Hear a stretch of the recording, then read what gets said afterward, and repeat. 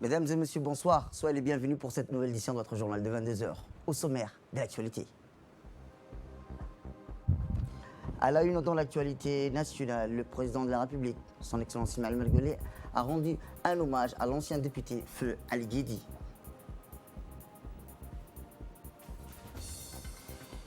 Toujours dans l'actualité nationale, le ministre des Transports inspecte les travaux du tronçon d'Agueirou à Lafi. Et enfin, dans l'actualité internationale, l'Australie enregistre sa plus forte augmentation quotidienne de Covid-19. C'était le titre. Merci si vous nous rejoignez. Je vous disais dans le titre, le président de la République, son Excellence Ismaël Merguelé, a rendu aujourd'hui un vibrant hommage à la mémoire de Feu Ali Guédi Amré, ancien parlementaire djiboutien décédé hier soir. Dans son hommage posthumé, le président Guélé a décrit le défunt ancien responsable politique, patriote, valeureux qui a toujours œuvré en faveur de la fraternité entre toutes les composantes de notre nation. Il forçait continuellement et le respect des Djiboutiens, toute génération et toute communauté confondue, à travers son accessibilité et sa serviabilité, a déclaré le chef de l'État. Son décès est synonyme de disparition d'un des notables les plus appréciés et les plus connus dans notre pays, a souligné le président de la République, exprimant ses condoléances attristées à la famille, aux proches et aux amis du défunt ancien parlementaire. Décédé hier soir, Feu Ali Guédi Amré était une ancienne figure de proue du paysage politique djiboutien pour avoir longtemps exercé les fonctions de député à l'Assemblée nationale. Il laisse derrière lui une importante famille comptant, entre autres, au sein de l'actuel ministre de l'Énergie chargé des ressources naturelles, M. Younis Ali Guédi. Inna lillah wa inna ilayhi raji'un. Autre actualité nationale, l'ambassadeur de l'État du Koweït en République de Djibouti a rendu aujourd'hui une visite d'adieu au président de l'Assemblée nationale, M. Mohamed Ali Mohamed. L'entrevue s'est déroulée au salon d'honneur de l'hémicycle national et en présence de M. Ali Adnan Abdou, conseiller aux affaires arabes du président. Elle est intervenue au terme de la mission du diplomate koweïtien sous les cieux djiboutiens. En poste à Djibouti depuis plus de 4 ans, l'ambassadeur Youssouf Al-Husseini Al-Qabandi vient d'être appelé à d'autres fonctions dans son pays. La rencontre a été l'occasion pour les deux hommes d'aborder l'état des relations d'amitié et de coopération existant entre les deux pays frères, les voies et moyens aussi qui sont susceptibles de les promouvoir. Au cours de l'entretien, le président de l'Assemblée nationale a loué les relations exceptionnelles existant entre les deux nations frères. M. Mohamed Al-Ahmed n'a pas manqué de remercier le diplomate pour ses efforts voués au renforcement des liens d'amitié et de coopération. Le PAN a également l'utilité publique des projets initiés avec l'appui de l'ambassadeur. Pour sa part, l'ambassadeur Youssouf Al-Hussein Al-Qabandi a loué l'hospitalité légendaire du peuple djiboutien et de ses autorités. En particulier, il a soulevé la nécessité de jeter les bases solides d'une coopération permanente entre les assemblées djiboutiennes et koweïtiennes, présidée par un ami proche du speaker. À l'issue de leur discussion, le président Mohamed Ali Mohamed a remercié son hôte et l'a rassuré de collaborer davantage avec son remplaçant. Enfin, le chef de l'hémicycle djiboutien a tenu à affirmer à l'ambassadeur sortant sa disponibilité à tout moment. À Ali Sebieh, cette fois-ci, où le secrétaire exécutif de l'autorité intergouvernementale pour le développement, l'IGAD, Dr Workene Gebeyou, s'est rendu au chef-lieu de la région d'Ali Sebieh. Le secrétaire exécutif de l'IGAD a remis aux responsables de la région d'Ali Sebieh des machines à coudre, multitude autres accessoires permettant de confectionner des masques anti-Covid-19 au profit des réfugiés des camps d'Ali Adé et de Holhol. Cette donation est remise au secrétaire exécutif de l'UNARS, M. Hussein Hassan, en présence du ministre de l'Intérieur, M. Moumin Ahmed Cher, du représentant de l'Union européenne, Patrick Geysen, du préfet de la région, M. Moussa Adel Migeni, et de la directrice de la division santé et développement social auprès de l'IGAD, Fatriya Awakar. Sachant que pour cette remise des machines à coudre, des rouleaux, des tissus en coton et d'autres accessoires à fabriquer des masques, l'IGAD avait bénéficié d'un appui financier de l'Union européenne au cours de cette courte cérémonie. Le directeur exécutif de l'UNARS, qui gère les camps des réfugiés, a remercié le haut responsable de l'IGAD pour cette offre. Là, il a promis de remettre aux différents groupes ethniques des réfugiés du camp d'Ali Adé et de Holhol. Pour sa part, le secrétaire exécutif de l'autorité intergouvernementale pour le développement, l'IGAD, Dr Warkene Gebeyo, a déclaré que son organisation répond à un fort souhait de déplacer des conflits intérieurs lors de sa visite au camp des réfugiés d'Orolhol le 14 mai dernier. Notons que ce dernier s'était rendu sur place dans ce camp à cette date dans le cadre de la stratégie régionale de riposte de l'IGAD contre le Covid-19. Son organisation avait offert des kits d'équipement et de protection individuelle à la population des réfugiés. Dans sa déclaration, il a exhorté à ce que ces outils soient préservés et utilisés à bon escient. Pour sa part, le ministre de l'Intérieur a reconnu l'utilité de ces machines qui faciliteront aux bénéficiaires la fabrication de leurs propres masques, notamment l'application des gestes barrières anti-Covid-19. Santé à présent, le ministre de la Santé, M. Mohamed Warsam Adiriye, a reçu aujourd'hui en visite d'adieu la représentante du programme alimentaire mondial, Mme Moutinda Chimuka, qui est en fin de mission en République de Djibouti. L'audience s'est déroulée en présence du conseiller technique, M. Aboubakar Mohamed Garad. Lors de cette entrevue, le ministre de la Santé a salué le travail effectué par la représentante du PAM à Djibouti. Le ministre de la Santé, M. Mohamed Warsam Adiriye, a remercié la représentante du PAM pour toute aide que l'institution onusienne a apportée dans le domaine de la santé. Le ministère de la Femme et de la Famille, en étroite collaboration avec l'UNFD, a organisé ce matin au Palais du Peuple un atelier de la présentation du rapport de la décennie de la femme africaine et l'annuaire statistique genre. Depuis des décennies, la femme africaine lancée par l'Union africaine à Nairobi en octobre 2010 a véritablement porté en acte toutes les recommandations issues des conférences régionales et mondiales. Depuis, les droits de la femme djiboutienne connaissent un développement sans précédent avec une population constituée de près de 50% des femmes. Le parcours de la femme djiboutienne entre 2010 et 2020 est marqué des empreintes. La femme djiboutienne aujourd'hui est l'image de son pays connue sur le plan régional comme au plan international. Co-présidé par la ministre de la Femme et de la Famille, Mme Moumine Ahmed Hassan, et la vice-présidente de l'UNFD, Mme Hasna Ahmed Belil. Cet atelier a vu la participation de la représentante du PNUD à Djibouti et la représentante du FUNIAP, ainsi que différents cadres du ministère. Eh bien, la vice-présidente de l'UNFD, Mme Hasna Ahmed Belil, a rappelé que la collaboration entre l'UNFD et le ministère de la Femme a vu sa situation évoluer dans tous les domaines.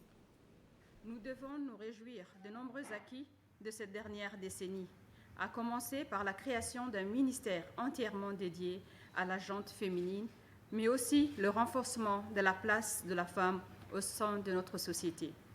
Par ailleurs, la grande lutte de l'UNFD pour une cause aussi juste que celle des femmes et des enfants sous le leadership de notre première dame, présidente de notre organisation.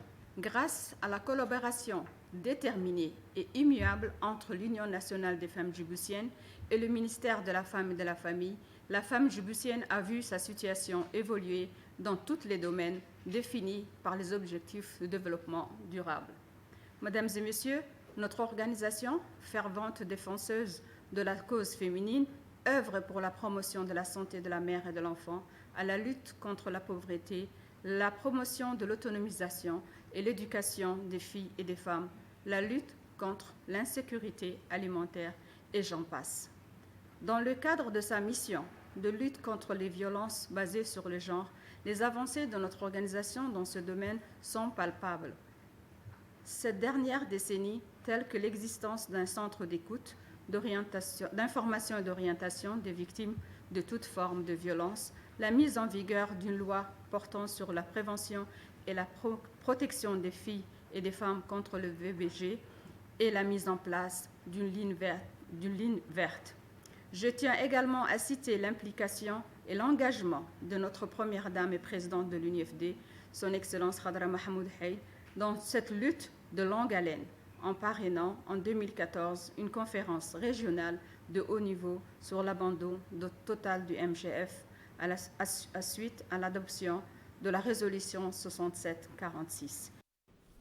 De son côté, la ministre de la Femme et de la Famille, Mme Moumine Ahmed Hassan, a souligné que cet annuaire genre se propose d'être un outil de diffusion et d'information.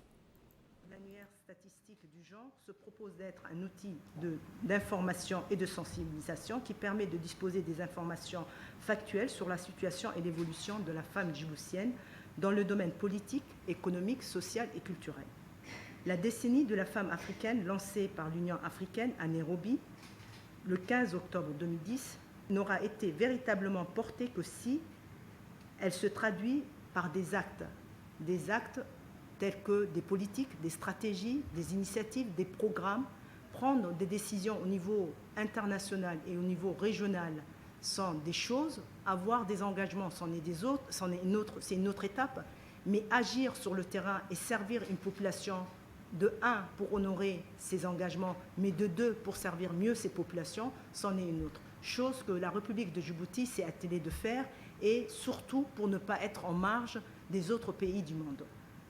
Mesdames et messieurs, depuis 2 décennies, les droits de la femme djiboutienne connaissent un développement sans précédent, avec une population, comme vous le savez, qui est près de 50,1%. La femme djiboutienne représente 50,1% de la population générale. Le gouvernement de la République de Djibouti est conscient qu'aucune politique de développement humain durable ne peut produire les résultats escomptés sans une véritable promotion des droits de l'homme de manière générale, homme avec un grand H, mais en particulier des droits des femmes, et sans l'implication au processus de développement et de la prise de décision de la femme dans toute la sphère, qu'elle soit culturelle, traditionnelle, religieuse, politique, ces engagements-là et ces politiques-là n'auront pas pu atteindre les objectifs fixés ou le résultat escompté. Mesdames et messieurs, le gouvernement de la République de Djibouti s'évertue à créer les conditions optimales d'une implication équilibrée de la femme et de l'homme dans le processus de développement et à tous les niveaux. Mesdames et messieurs, courant la période 2010-2020, Djibouti s'est doté d'appréciables outils, instruments juridiques pour promouvoir la mise en œuvre de la politique du genre menée par le gouvernement de la République de Djibouti, portée par la société djiboutienne et la population djiboutienne pour l'égalité et l'équité entre les femmes et les hommes. Je vous le disais dans le titre, le ministre de l'Équipement et des Transports, M. Moussa Mohamed Ahmed, s'est rendu samedi dernier à Kalafi, à la frontière avec l'Éthiopie. Le ministre était accompagné du préfet de la région, du président du conseil régional, des parlementaires de la région et le directeur du DPCR et ses proches collaborateurs. Les hauts responsables de son département. Avant de se rendre à Kalafi, le ministre et sa délégation ont fait halte au siège de l'entreprise Cosmes ainsi que le Dai Nippon Construction, où il a reçu des explications des responsables de 2 sociétés de construction. Une équipe de l'agence djiboutienne de route, maître d'ouvrage, délégué pilote ce projet de la conception à la construction en collaboration avec le consultant japonais Yashiro Engineering. L'objectif du déplacement du ministre était de voir de visu l'état d'avancement du projet de construction de la route nationale numéro 1 sur le tronçon d'Aguirou et Kalafi. Rappelons-le, ce tronçon de 20 km est entièrement financé par le gouvernement japonais, comporte plusieurs dallos qui ont été construits pour faire face aux eaux pluviales afin de ne pas interrompre ou suspendre la circulation des camions éthiopiens qui transitent sur ce corridor.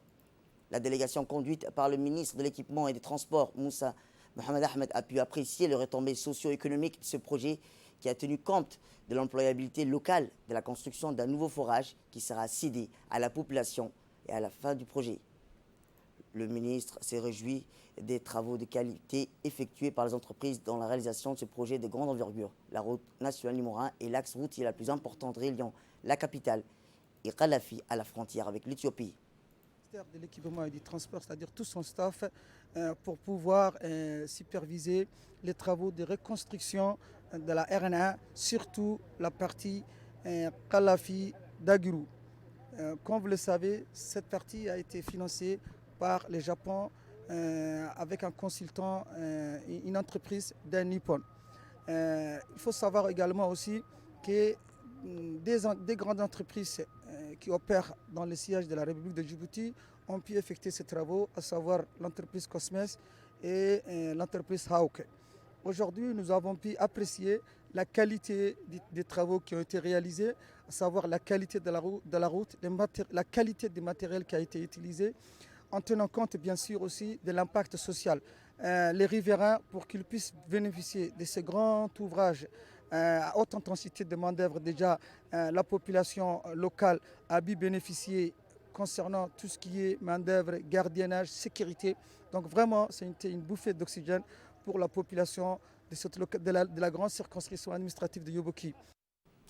Le directeur de l'ADR et le jeune directeur général du port Corridor Route des CPR, M.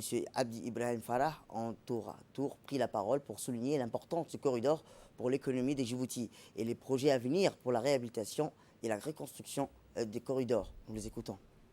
Le ministre a voulu aujourd'hui venir constater de visu l'avancement des travaux réalisés par l'entreprise japonaise et financés par le gouvernement japonais. Ce projet est un projet de 20 km. Aujourd'hui, nous sommes à 7 km de bitume qui a été réalisé. Ce projet comporte 40 dallos. Il y a un dallot de 7 mètres. La route, elle est hors eau. Il faut préciser, c'est un point très important. Ce qui veut dire que même en période de pluie, la route elle ne sera pas inondée, le trafic ne sera pas à l'arrêt. Nous sommes aujourd'hui très contents en présence de mes collaborateurs qui travaillent depuis le commencement des travaux et bientôt nous allons... Aujourd'hui, toutes nos routes d'être en bon état. Parce que sachez que si les routes ne sont pas entretenues, c'est toute l'économie djiboutienne qui est affectée. Parce que la RN1 déjà, c'est le tronçon principal par lequel transitent tous les jours plus de 2000 camions. Et nous sommes d'une manière ou d'une autre obligés de conserver ces patrimoines qui contribuent largement à renforcer le partenariat ou l'intégration économique exemplaire entre Djibouti et l'Éthiopie. Et il ne faut pas oublier aussi que ces infrastructures, y compris le port ainsi que les routes aussi, dont la RN1, contribuent à faire de Djibouti, ce qui est l'aspiration de notre président aussi, à faire de Djibouti un hub commercial et logistique. Merci. Écoutons à présent l'ambassadeur du Japon à Djibouti. Aujourd'hui, c'était une occasion pour moi de rendre visite au site des travaux sur la RN1 avec la présence de son Excellence M. Moussa Ahmed, ministre du Transport et des Équipements. Il s'agit du projet de construction du tronçon de à peu près 20 km de RN1 entre Gaddafi et Yobogi. Et les travaux sont en très bon état de progrès. Déjà maintenant, environ presque 70% de travaux sont terminés. Et puis il y a une partie, on a commencé les travaux de bitume. Et nous espérons que les travaux seront achevés vers la fin de l'année pour beaucoup faciliter le trafic qui relie sur le corridor stratégique entre Djibouti et l'Éthiopie. Et c'est un projet qui est financé entièrement par le gouvernement du Japon sur ce tronçon de 20 km à la hauteur de presque 40 millions de dollars américains. Et donc, c'est un projet symbolique qui est basé sur la relation d'amitié et de fraternité entre le Japon et la République de Djibouti. Le ministre de l'Équipement et des Transports, M. Moussa Mohamed Ahmed, a dans son interview rappelé l'objectif de son déplacement qui est de voir de visu l'état d'avancement des travaux de construction de la route numéro 1 entre Daguerou et Kalafi. Le ministre se réjouit de l'eau béton réalisé par les entreprises de construction ainsi que le bon déroulement des travaux qui a dit le rappeler que ce corridor est important pour l'économie de Djibouti car plus de 1000 camions, a-t-il rappelé, passent par cette route. Empruntent ces routes, ces corridors afin d'acheminer les marchandises à l'Éthiopie voisine. Le ministre a également indiqué dans son intervention que le corridor du Nord, notamment Tadjoura-Balho, est opérationnel. Par la même occasion, le ministre de l'Équipement et des Transports, M. Moussa Mohamed Ahmed, accompagné toujours par les parlementaires de la région de Dikil, a rencontré les sages et les okal de la ville de Yoboki. Les discussions entre le ministre et les sages ont porté sur les retombées socio-économiques de ce corridor, notamment l'employabilité des jeunes de Yoboki. Également, le ministre a écouté les doléances formulées par les sages et les okal. Le ministre a promu des réponses rapides de leurs doléances. Et en fin de séance, le ministre a enchaîné avec la distribution des habits neufs pour la Eid al-Adha qui sera célébrée dans quelques jours. Autre actualité nationale, le ministre du Travail chargé de la réforme et de l'administration a tenu ce matin au ministère une réunion en présence d'une forte délégation française composée de l'ambassadeur français à Djibouti, les officiers ainsi que les personnes de la force française stationnée à Djibouti et des responsables du ministère du Travail et de l'UNAP. Cette réunion fut l'occasion pour discuter sur les relations bilatérales qui unissent les deux pays frères, qui leur lient également des relations historiques. Suite à cette réunion, le ministre du Travail, accompagné de sa délégation, s'est dirigé au Palais du Peuple où s'est tenue une cérémonie de signature des conventions entre le ministère du Travail et l'ambassade de France, dont deux axes sont ciblés dans les conventions. Le premier prévoit le soutien à l'institution nationale de l'administration publique, l'INAP, pour appuyer la mise en œuvre de son catalogue de formation, et la seconde vise à appuyer le partenariat entre l'INAP et des institutions françaises, en particulier l'École nationale de l'administration, pour soutenir entre autres les autres et la mise en place d'une formation de haut niveau en administration publique. Et si les structures économiques et sociales ont tenu, c'est par votre action, c'est par votre réactivité, et pour cela, soyez-en remerciés. Nous avons donc signé aujourd'hui deux accords importants. Le tout premier porte sur les relations de travail entre les forces françaises stationnées à Djibouti et leurs recrutés locaux, qui sont des membres à part entière des forces françaises stationnées à Djibouti, qui sont nombreux, près de 300. Et il était important qu'à travers le dialogue social, et ça je souhaite le dire et le saluer, à travers le travail qui a été conduit par les forces françaises stationnées à Djibouti, par les représentants syndicaux, par l'inspection générale du travail, nous parvenions à un texte qui, si vous me passez l'expression, monsieur le ministre, est exemplaire. Le ministre du Travail chargé de la réforme et de l'administration, M. Ismaël Ibrahim Lobre, a dans son discours salué les liens de coopération et les histoires communes qui unissent la France et la République de Djibouti. Cet accord de subvention, aussi modeste soit-il, pour l'UNAP, est un premier socle de partenariat avec l'ambassade de France qui, nous le souhaitons, va se pérenniser, s'inscrire dans la durée, se renforcer, se consolider dans les prochaines années. Parce que nous nourrissons de grands espoirs dans la transformation de notre unique institution de formation pour les agents de l'administration. Très certainement, l'UNAP a besoin d'un accompagnement durable, de qualité, avec ceux-là même sur lesquels nous pouvons compter tous les jours, tous les instants, pour porter les ambitions exprimées dans la réforme dans laquelle nous sommes engagés, en vue d'avoir à Djibouti une administration performante, efficace et surtout au service des citoyens de Djibouti. L'UNAP est le principal instrument que l'État s'est doté pour renforcer la transformation de l'administration. Nous avons placé au cœur de nos préoccupations la formation et nous en sommes convaincus, nous en discutons tous les jours pour faire de la formation le seul levier de promotion à Djibouti.